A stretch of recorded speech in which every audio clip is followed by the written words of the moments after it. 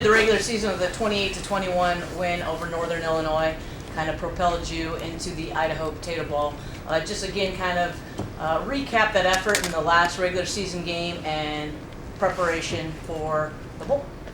The Northern game was a great win for us. I was proud of the way we played in all three phases, really. I thought our defense kept us in the game. If we would have played a little bit better on offense, I think we, could have had a little bit more comfortably than having to fight through the last drive. But, guys stepped up. They played hard, tackled well, got some turnovers, So played with great energy, and it was, it's what we're looking for on a more consistent basis, But it felt good. The sideline felt good, better than it has in a long time, and, beat a really good team who then ended up being the MAC champions, So it's been exciting, having a chance to go to the famous Idaho Potato Bowl is an honor. I've heard nothing but unbelievable things about it, the people that run it. So even I think we have 4 guys on our team that have been before, and they brag about how great it is, So they've kind of got all our guys fired up about it, and so we're excited. We've had finals are done, as of today, and we've had a couple practices. Today was a great practice. They're excited to get back out there. It's like back to normalcy, back to season. And, we're excited to get out there in a couple days. What kind of step forward is this going to the bowl game, especially after last year, bowl eligible, the crush that you didn't make it, and now getting up there? What kind of step forward is this for the program? It means a lot for us. I really think, we always talk about growth. That's one of our core values, and that's what we need to see. And you never know when you're going to have to see it. We need to see. We've had needed. I think that's the word to see it in our defense. And I think we saw that. Then we got thrust into having to start an 18-year-old quarterback, and we've seen him grow. And I think we've seen our specialists grow and our kicker grow, and that's the key to everything. And so we've grown obviously as a program too. So we've had some adversity. Less injuries this year than last, for not even close, but unfortunately one of them happened to be the Q. But we've continued to grow and fight and get better. And with the talent we have, we just need to keep that path, and there'll be a lot of bright things in the future. And I enjoy the makeup of this team. I love our leaders, I feel like I'm co-coaching with them, and they've taken a team with 17. We have 17 juniors and 9 seniors. So we have 26 upperclassmen on this football team, and all the rest are freshmen and sophomores. And they've done a great job of leading these young guys and hopefully setting us on a path to continue to grow, and a great opportunity against a good team to do that in a week. When you have an 18-year-old quarterback like that in his second year, that's happened. How big is it to have like a center like John? Oh, it's huge. Yeah, I mean, we can take things off his plate. A ton of things off his plate. And, the funny thing is I tried to take a lot of things off John's plate. I think one of the reasons he was ranked so high is he didn't have, because of John, you don't have to have him do everything, all protection. He's involved in protections, but he's not the sole provider of protections at the line of scrimmage. And having a guy like John that can handle protection, can handle all the runs, can even make checks when the wrong check is made, like, no, dude, that's wrong. Run it here. You know what I mean? And it's huge. It gives us a chance. Most people don't have a chance with an 18-year-old in there. The thing with Caleb is that he continues to get better and stay calm and play. And he has one rule, which is if you're not having fun, I'm taking you out. You're 18, play loose, play fast. I tell him my story. I redshirted at 18. I stunk at 19 the whole season, and then I figured it out at 20. So he's in a tough spot, but he's got great leaders around him and guys like John in front of him and some great running backs behind him. But as a quarterback, you got to make plays to win. You can't just hand the ball off all game and win. We learned that last year. So it's been fun to watch him be involved, and still, because of everything around him and because how much support he has from everybody, he's really playing loose and playing well, and we expect that to grow. Because once he breaks his hands and throws it, that's God-given, man. You know what I mean? You can either do it or you can't, and he can do that. We just got to get him in the right place, get his eyes in the right place, get the checks in the right place, and and he's growing a ton, and it was funny because I get a lot of, we ran a 2-point play against Northern, and everyone thought it was really cool, and it was the same play we ran as a 2-point play. It was the same version of a play that we ran against Ball. It was the same play. He just made the decision to throw it instead of hand it, and he hesitated, and there was a 2x2 version to play and 3x1, but the quarterback's decision is the exact same. If you like the look, deal it, and if you don't, hand it. He hesitated, and then the next week we had to run the 2-point play, ran the 3x1 version of it, and boom, threw it to Bird in the back corner, And so I was proud of him, seeing him grow, and we need to continue him on that path. And the offensive line, kind of the guys that don't show up in the box score every week, but obviously they've been a major strength of the team, especially when you look at John's career over the last 4 years too. I mean, how important is that in kind of bridging the gap between coaching staffs and then just everything continuing? Yeah, it makes everything go. I let those they eat first. They have their own meeting room.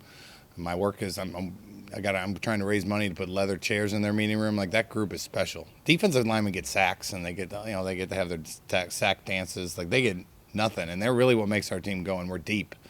Unfortunately, we lost Brooks, and Novo went in. And the stories of those guys. We're deep, and there's been some. You talk about that, like the Jalen Hurts story of how we've had 2 upperclassmen get beat out by young guys. And not pout and work. I mean, that the culture in that offensive line room, we call them the union, the O-line union. It's the strongest union in the building, and they never complain. And then we look at that last drive.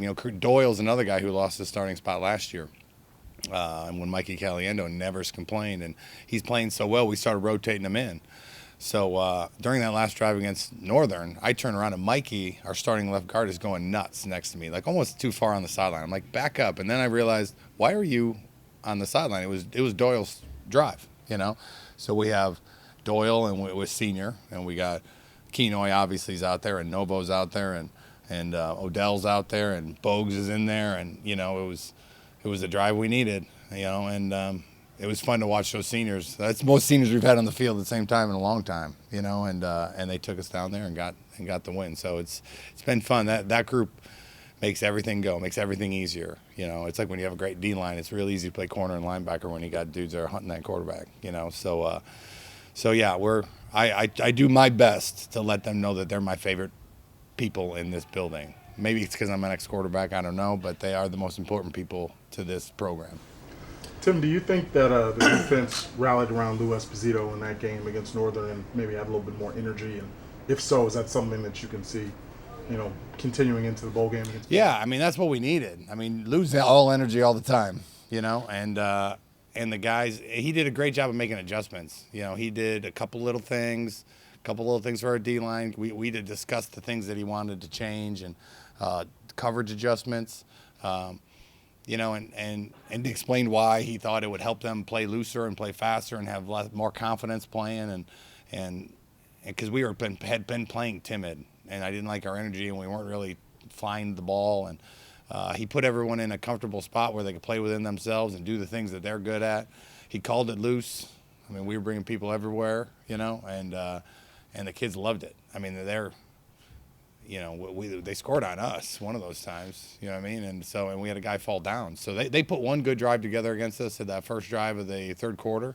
I mean, that was a good drive. They ran, I think we gave up one explosive play when our corner fell down, which that's been our biggest problem, is explosive plays. And so I was proud of them. They rallied, and it's a twofold. It's one, the kids play with energy, and 2, Coach Espo made a lot of good adjustments to let them do a couple things that he thought would put them in a better situation to have success. And they believed it, and they went out there and played, and it was fun to watch. Coach, back to Caleb, was there any discussion at all with, him playing the 5th game and the year of eligibility to? Not really, no. I mean, we're for the seniors, for the alum, for our school, our job is to go win games, and he's going to, he's our best chance to win the game. And we have a chance to redshirt him next year when John comes back. The chance, if he ends up redshirt, and I don't know if that's going to happen, because if he beats John out, he'll be our starting quarterback. That's the way it works. But, we haven't. He still has it. He has it in his pocket. We can use it down the road. Same thing happened with me. Jeff Welsh was behind me. I got hurt. He had to play. And then next year, my senior year, he was the quote-unquote backup, but I didn't get hurt. So he got the redshirt his second year, There's nothing more valuable than these 5 starts that matter against good teams, as opposed to redshirting this year. If we would have been able to redshirt him and be the backup next year and never really go in when it counted. You know what I mean? So when he looks back at this thing, the chance that the opportunity to play these 5 games and be the guy against Northern and Toledo and against BYU, I mean, this is as good as he can ask for as far as his development, you know. And he didn't even ask. I mean, it's they just want to win, you know, and it all work out. It always does. It's always good to have that in your pocket for when you're a junior and you get hurt, you know, on the first play, and you can drop that on there. You know, it's good to have. What jumps out at you on film about BYU? They're huge. I mean, huge. I mean, 340-pound D tackle, 6'8" D ends. I'm really impressed with their defense. They play, you know, multiple fronts, but they've held everybody low. You know, they had Boise beat. They beat Wisconsin. You know, I feel like they're like Northern. Offensively, they got a freshman quarterback like us. They're figuring out who they are on offense. We know they're huge up front. They're gonna run inside zone and pin and pull and take shots on us. And they haven't gotten rhythm a ton. You know, when they get in rhythm, they have talent. You know, but it's afraid he's 18. He's young too. You know, and defensively they're stout as heck. You know, their scoring numbers are the same as Northern. You know, you're gonna earn everything you get against them. You're not gonna push the line of scrimmage around a bunch. You know. So they make you earn it. I mean, they played in a 7-6 game against Northern, you know, and you know, Wisconsin lined up and said, "Here we come. We're going to go beat Wisconsin," and you weren't going to move those guys, not even with the Wisconsin offensive line, you know. So it's going to be a heck of a challenge, and a lot like our last game, you know, as far as trying to keep their offense off balance, not let them get into rhythm, and find a way to move the ball against the defense that stopped a ton of great teams. Go ahead, Mike. Not to make you single out one of your players, but watching you today, I'm going to do it, yeah. Watching you today interact with Jamauri and realizing that this is it for him and everything that he's been able to accomplish on the field, everything he's been able to accomplish off the field. If you could sum up what his impact on this program is, how would you do it?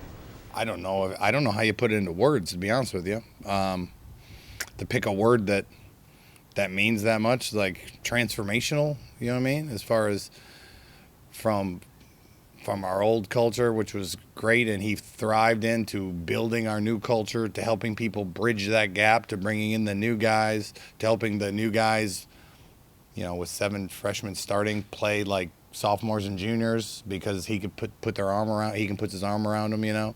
I mean, that's a broad enough word to cover all the stuff he's done, you know. Fun to be around, smiling all the time. I told him I'm calling him for money someday. He's going to make a ton of money, and I'll be on the horn begging for some. But, you know, he's going to be a boss quickly, because he's great at leading people. He's fair, smart, and there's really nothing he can't handle, you know. I mean, I go back to so many stories of the year where we're down in games and we need to score right now, and that's not his forte, of breaking a 50-yard run, and he's not in the game, and he's dialed in, going nuts, because he knows that Bellamy knows he better score from the 20, because if we get inside the 10, Bogues is going in, you know. And he just understands it. You know, he's like another coach out there, and another mentor and leader for everybody. So it's I don't have much time left with him, so I go to him and we talk to him just to try to enjoy my last. There's only 9 seniors, so I can get to all of them pretty quick. But I try to spend so much time with him, because I mean, he will be missed for a multitude of reasons. Juwan Dallas is going to be applying for another year of eligibility. Can you talk about what you saw from him this year and what another year? I thought he grew. He got better. You know, even late in the Toledo game is where we had a couple. Maybe it was Ohio. You know, and then he had the 2 picks against Ball. He's getting more and more comfortable with what we're doing. You know, we brought him in to compete. You know, we thought he'd be either the starter or just a rotator. Good, solid, great kid. You know, and wish he would talk more, because he's such a solid person and hard worker, and he could help lead. He's just a lead by example worker. That's who he is. You know, and I've had a talk with him about opening up more and bringing some guys along with him, and same talk I had a year ago with Kenoy, like, hey, at some point, you know, and he's been unbelievable this year. It's like a totally different person and leader, which has been fun to watch. His dad's even pointed that out, the difference in Kenoy this year. But I've seen him get better and confident, you know, and more people are following, because he's always there. He's always smiling, always working. He's got the big club on his hand and still smiling out there every single day, you know. And, you know, and you got to play with confidence at that position. You know, and I think he's the most veteran guy we have there, and it shows, because we can have a bad quarter or a bad drive, and he's the same guy, you know. And we got to get all 11 like that. You know, they get a first down. All it is first and 10 again. You know, if they get another one, all it is first and 10 again. You know, you can't let that emotion get involved, which it has with our defense some, and he's really leveled that out with his play. You know, even at Ball State when they were going up and down the field, he was the same guy. If you put the ball in his area, he was going to go get it, and he got 2 of them. You know, so you know, great person, great kid. He's doing a great job, and you know, hopefully he gets that other year. I mean, according to the letter of the law, it looks like he should, but you never know. A couple guys in the defense who are in a similar situation to scale up. Andre Carter and I see like both played 4 games this year. Do you anticipate the new redshirt rule having any impact on whether or not they'll see some time? Yeah, we use those guys a little bit towards the end on special teams. They did a good job. I'm not going to burn their years for a kickoff rep. You know what I mean? Or 1 or 2 reps at DN that they've really. It's been fun to watch these freshmen because freshmen blossom in November. Why, I don't know. Some that have been having to play immediately, but man, watching those guys and what they're doing right now, it's pretty special, you know. And but yeah, the plan is to not those guys that have 4 games, and we've been keeping track of it. If you're just a special teams, obviously if you're the quarterback, you're taking every single snap. You're the reason we win or lose the game. But if you're going to be a 2 or a 3 at your position, or if you're going to be a guy that runs down on 3 or 4 kickoffs, we got plenty of guys that we can have do that. So I'm excited about those 2 in particular. Really, there's a lot more, but those 2 in particular that you hit on. But yeah, we won't burn them just to run down for that purpose. Does that make sense? How do bowl practices differ than some of the practices during the regular season? The first couple are hilarious. They're fun and frustrating. Having done this a lot of times, and I say that because the kids have a blast. We go out there, we warm up, we do individual. The starters, you know, get a couple one-on-one reps, and then we get to 7-on-7 and team, and we pretty much let the young guys go, which is a lot of fun. And I got 8,000 coaches, Kenoy's coaching, you know, everyone's coaching, right? Bird's coaching, whoever's playing the side. I mean, there's 8,000 people in the huddle, and they're all trying to help these kids that have been running scout cards all year.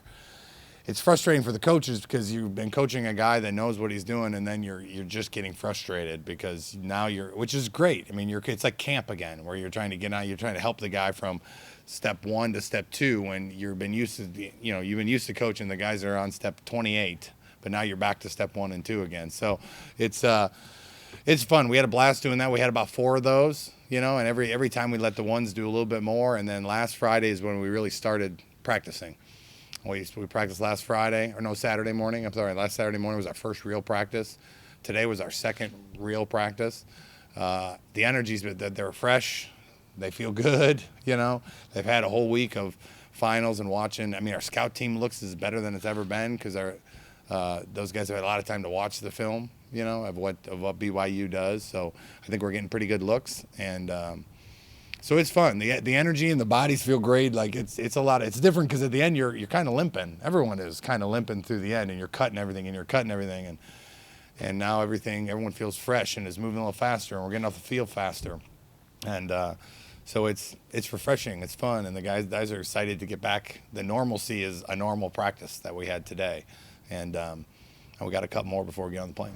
But to reiterate, how important are these practices to the continued growth of the program as you get a little extra work? I mean, that's what it is. I mean, you could look at the stats of teams that have been going to bowls and how they continue to get better every single year because these young kids are getting reps. The Andre Carters of the world and the Ronnie Bufords of the world and Fisk and McCabe and getting real live reps, you know, and getting coached for it's like a mini spring bowl, you know, and that matters in the long, especially when you're growing. Like you can grow as much as you want in the film room, or try to grow as much as you want in the film room, but on the field is where it really happens. You got to go live it, you know, and so watching them get those reps and watching, you know, our younger quarterbacks get reps. I mean, I still gave Caleb some because he's still in the process. He's not on step 29. He's on step 10, you know, but he's not on 1 or 2 anymore, thank God.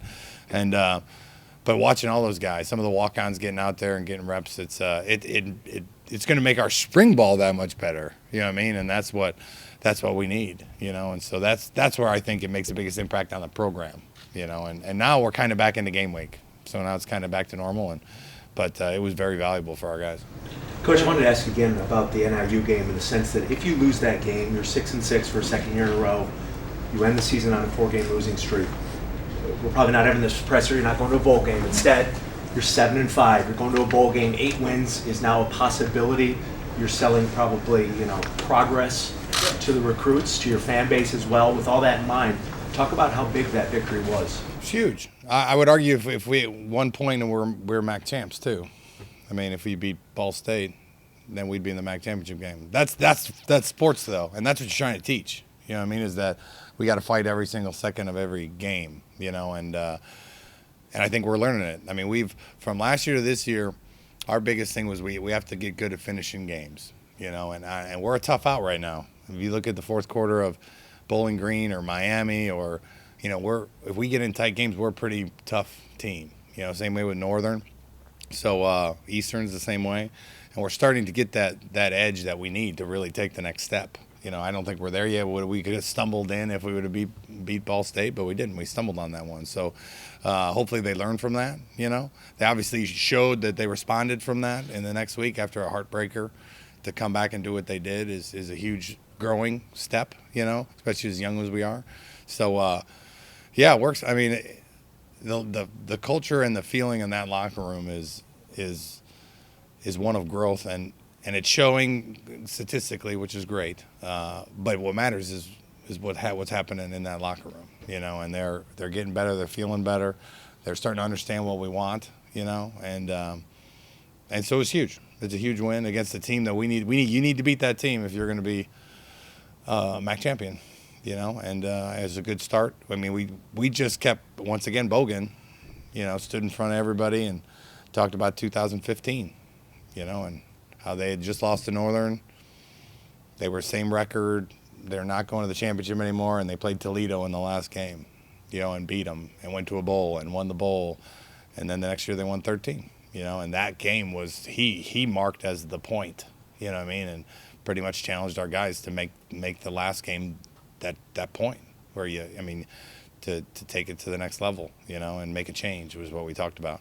And we still got to go to the bowl game and win a bowl game, but it felt like that. His speech really resonated with our guys, and we've been in this situation a couple years ago. Same record, just lost a game, and they beat Toledo and kept going from there. So that's what our goal is. You always have one eye on the present, one eye on the future. Obviously, with the timing of this was the bowl game for the early signing period too. How does that affect your week, which I'm sure was already going to be busy? What day is today? That's my question. I don't know. I have been all over. Got home late last night. Been in a lot of states. I thought the early signing date was a really good idea. Combined with a bowl game, especially an early bowl game, it's crazy. Is to do both. Luckily, we have finals, so that kind of gives me time. You guys give them time to focus on their finals, so I can hit the road and drive around like a madman. Sunday is when it goes dead. I think the longer this goes, I think they'll move that early signing date. Not my opinion. I don't know if they will, but there's been talks about it. But it is crazy. It's just really hard to put 100% focus on. I had so much fun out on the field today because I was with the guys and not thinking about anything else, not thinking about when we land, because you're doing the whole prep for the week of travel. So I've been talking about logistical stuff and recruiting and logistical stuff and recruiting. Oh, yeah, we got a game in a week. I got to call a game in a week. And so today was like, just felt good to be out in the football field, to be honest with you. And in we'll still be recruiting and doing football the next couple of days. And then once it goes dead, it'll just be on the phone. And so yeah, it's challenging, and crazy. But, I live the other. We had plenty of time to recruit last year. I like it this way much better. Any final questions for Coach? I was just going to say, now that Western's been in 4 or 5 bowl, 4 of the last 5 years, you're bowl eligible. What does this do for your recruiting? The kids obviously take notice of that. Yeah, that comes up a lot in recruiting. It matters that we've continually been able to get into bowl games. Not with our team, we didn't play great last time we got in this bowl game, so it's great for me and to talk about that. Like, we went down there and we didn't didn't come out. It was miserable. I watched it on television. It looked like the most miserable day ever, raining sideways and freezing. I was happy to be in my living room, you know. But, you know, we didn't get the job done there. So that's definitely a chip on our shoulder. But, you know, for guys that are, this is what they want to do. You know, they all ask, what's it like at a bowl game? And I kind of walk them through the week and everything these kids are going to do and everything they're going to get and all the, you know, and their eyes light up because this is why they play. This is a celebration of what this team has accomplished. That's what bowl games are. You know, there's those 2 bowl games that mean you're going to the national championship. The rest of them mean, you know, you get to enjoy it. You know, these kids have worked hard to get to this point, and they've overcome a lot of stuff to get to this point. So taking the recruits through what it's like and what you get to do, and it sets you apart from because there's a lot of teams that aren't doing this. How important was that win over Northern Illinois, and for you to, as a senior, to walk away from Waldo Stadium, leaving behind a W, and then just the excitement of traveling to Idaho? Our last game against Northern Illinois was huge for the next step forward for our program. We realized that before the game, and as seniors, as a senior leader, we all took kind of ownership of, hey, let's get this job done so that for the years to come, we can springboard this program to win the MAC championship after MAC championship. But it was going to start with winning that NIU game, and we took care of business, and I was truly excited about that. But get ready for Idaho Potato Bowl. We're really excited about this opportunity. Last year, we didn't get to go to a bowl game, and that kind of hurt us really, really bad. And me and Keno looked at each other like, man, we need to get back to one because we truly understand the excitement that goes along with them. The bowl gives, the experience, the sledding we're going to be able to do, whatever we're doing there. But the experiences that the young guys get to experience there is going to be something that's going to make them more hungrier for something more, far greater. So I'm excited about this opportunity ahead. Jamauri, you will have a little bit more time, I know, but not quite as much to sit back and reflect on what you've been able to accomplish here. As broad as it can possibly be, sum up your time here and what this place means to you. This place means everything to me. Western Michigan University gave me a shot. I'm from Union, New Jersey. Coming out here to Kalamazoo, Michigan was totally different from where I'm from. But I learned a lot. I became a more we guy than a me guy. That changed my life forever. Community service became something that is now a part of me. That changed my life forever. And just the people that I've come in contact with, they've changed my life forever. I'm truly forever grateful for this place. And whatever I can do to help this place be better, I'll continue to do for the rest of my life. As Coach said, once I do make a good amount of money in my own business, I'll make sure I give it back because this place is truly special to me. We've been hearing last ride a lot this year, right? It's the last go-around. What's it mean for you and the guys you've kind of gone to battle with these last 4 years, like John and Doyle and some of those other guys, to be on the field with them again one last time? It's fun. Every day, you know, when it's your last year, and I've been telling kind of our running backs, when things are kind of on your last hoorah, you kind of like soak everything in. So like the first camp practice, like I just stared and just kind of watched everybody run over to get in stretch lines. And now like at practice, you really just take everything in. You start to appreciate every moment. Practice is no longer, oh man, I'm going to practice, but hey, I get to go to practice today. So you're more excited about every single moment because you know when this year hits, when December 21st, 9 o'clock at night hits, it's over. And what I want to do is be able to say, hey, I gave it my all. I left it all out there, and I cared about everybody that was a part of the journey with us. So I didn't want to waste it. So last ride means a lot to each and every person that's a senior on our program because this place is, as I said, is truly special. What's it been like to play with John these last 4 years, too? I mean, he's one paving the way for you a lot of times. So to have a guy like that that's just kind of steady Eddie, Mr. Dependable. Yes, John has made life easy for a running back, I tell you that, because he sets all the calls. But we had Chooks, we had Willie Beavers, we've had Taylor Moulton, who are phenomenal linemen, but John Keno makes sure that every guy's making the right block. So he's kind of the most essential part of this whole puzzle. And for 4 years, he's been awesome. And I wish he would have been a first-team All-MAC selection this year because he deserves it. But he's played out of mind for the last 4 years, and I'm grateful that I've been able to run behind him. I tell any running back that comes here or is already here that, hey, you're fortunate to run behind these guys that we have up front. Anything else for Jamauri? BYU, what do you see from them? BYU is a really good team. They're huge. They're long. They're tough. It's going to be a challenge, and we got to bring everything we have. We're going to have to play our A game to be able to win this game, and if we do, it's gonna be a good challenge still. You know, what did it mean to get that win against Northern Illinois, to get us to a bowl game and to win one for the seniors, the last game at Waldo Stadium, and then just the excitement about learning that we're going to Idaho? Yeah, I think Coach Lester and Jamauri did a really nice job touching on it, just emphasizing how important that was for the seniors. And even Jamauri kind of touching on how using that as a springboard moving forward into the future.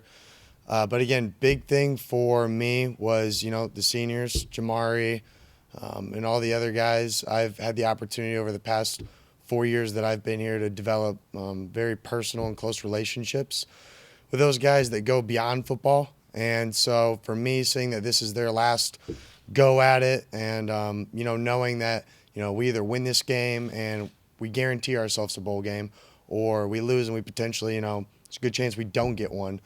And so just to know that, all that was kind of on the line and it was our last home game for those guys meant a lot. I remember whenever they ended up walking for senior night, I wasn't even out there walking with any of them, but all those guys meant so much to me, and they've had such an impact on my life that I just kind of went and stood in the tunnel and watched them all walk, and it was kind of one of those moments where it was just like, man, like this is really their last home game here in Waldo. So that was moving for me, but being able to just go out there and win that game, not for us, but really for the seniors, and give them the opportunity to have one last go at it in Idaho, which, I mean, like Jamauri said, is an incredible experience in itself, getting to go spend a week at a bowl game with your teammates and get the opportunity to do all these different things that they have planned for us.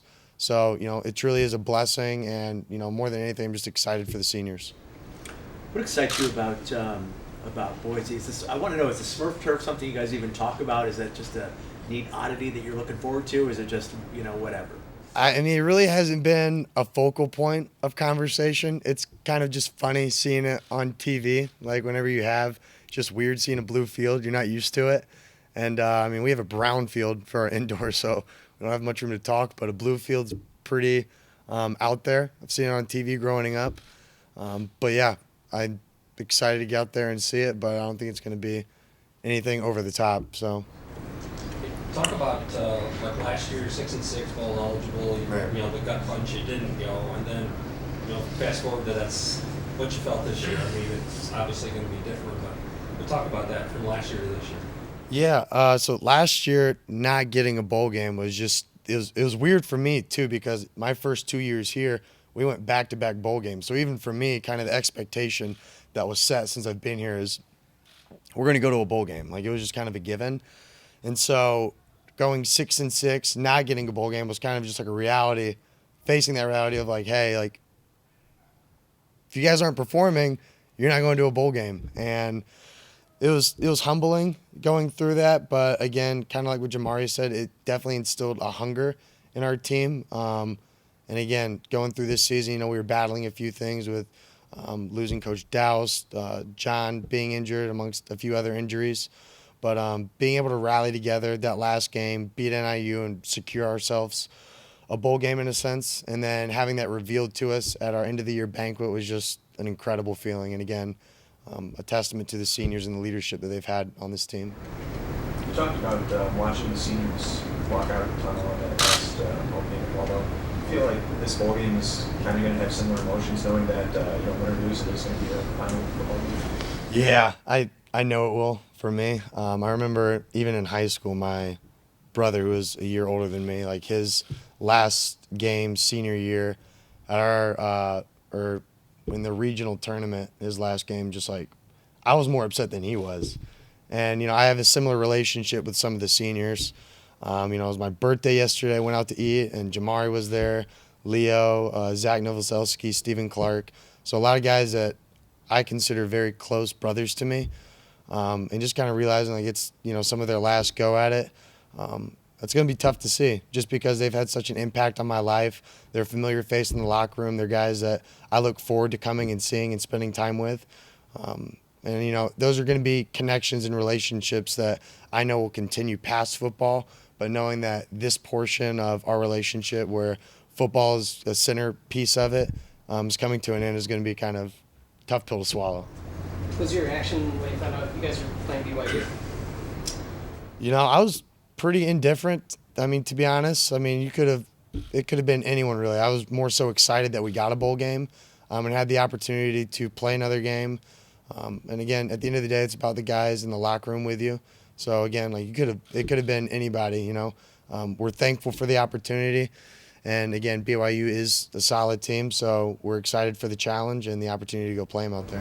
What do you see when you watch them on offense, or are you scouting them on offense? Yes, we've been scouting them on offense, and again, I think just across the board, they are a big team. They've got few offensive linemen that are 6'6" and bigger. All of them, I think, over 300 pounds. Even their receivers are some longer and even bigger guys. They got a younger quarterback, but across the board, just talent. And then obviously older guys, so they've got some experience as well.